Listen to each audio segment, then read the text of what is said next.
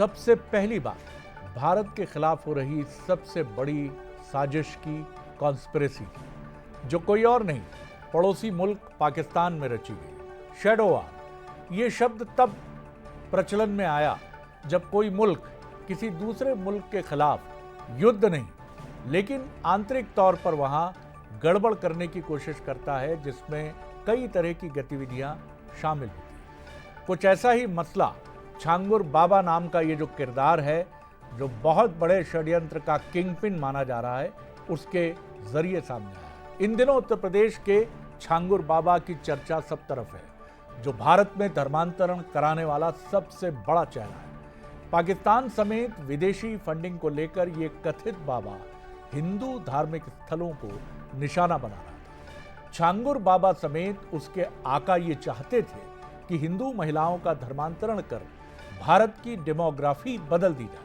यानी आबादी का जो प्रतिशत है उसमें परिवर्तन किया जाए, और इसी बात के लिए उसे करोड़ों रुपए की बल्कि अरबों रुपए की फंडिंग दी जाती थी। आपको छांगुर बाबा की पूरी कहानी बताएंगे, पर मुख्यमंत्री योगी आदित्यनाथ ने इस मसले पर क्या कहा, पहले आपको वो सुनाते हैं। हिंदुओं में, ब्राह्मण में, क्षत्रिय में, सिखों में, अन्य ओबीसी जातियों में, अनुसूचित जाति जनजाति के लोगों को कैसे धर्मांतरित करना, सबके रेट उसने तय किए हुए थे। विदेशों से उसमें धनराशि आ रही थी। आप सोचिए 100 करोड़ से अधिक का ट्रांजैक्शन अब तक उसके 40 खातों में प्राप्त हुआ है, और लगातार उस अभियान को आगे बढ़ाने का कार्य कर रहा था। एक लोग किस रूप में देश का स्वरूप बिगाड़ने का काम कर रहे हैं। अब आपको छांगुर बाबा की पूरी कहानी बताते हैं। यानी देश के अलग अलग हिस्सों में हमने रीसेंट पास्ट में, यानी बीते 2-3 वर्षों में हमने जो लव जिहाद जैसा शब्द सुना या धर्मांतरण की अलग अलग जो स्टोरीज हमारे सामने आई, उसके पीछे एक मजबूत नेटवर्क है, जिसका एक मजबूत पायदान छांगुर बाबा से जुड़ता है, और इसमें विदेशी फंडिंग की कहानी है। छांगुर बाबा का असली नाम जमालुद्दीन, लड़कियों का जबरन धर्म परिवर्तन कराया, और जैसा मुख्यमंत्री उत्तर प्रदेश के कह रहे थे, अलग अलग जाति वर्ग के लिए अलग अलग धनराशि, हनी ट्रैप और प्रलोभन के जरिए करता था मजबूर।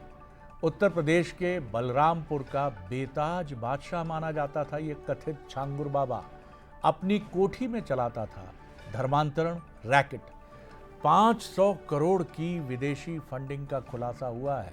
आप समझ सकते हैं कि लड़ाई अब युद्ध के मैदान में और बॉर्डर पर नहीं होती है, उसके तरीके अब बहुत बदल गए हैं। इस्लामिक मुल्कों से मिलती थी फंडिंग, भारत को मुस्लिम राष्ट्र बनाने की फंडिंग। आप देखिए षड्यंत्र का चेहरा कितना घिनौना है कि आप भारत की डेमोग्राफी को बदल दीजिए। 16 जुलाई तक एटीएस को इसकी कस्टडी मिली है।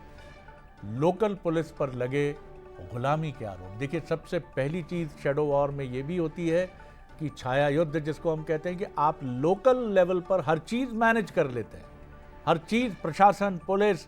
लेकिन ये बहुत अच्छी बात है कि उत्तर प्रदेश के मुख्यमंत्री योगी आदित्यनाथ, जो अपने कड़े सख्त फैसलों के लिए जाने जाते हैं, इस छांगुर बाबा के नेटवर्क को बेनकाब करने में एटीएस कामयाब हुई है।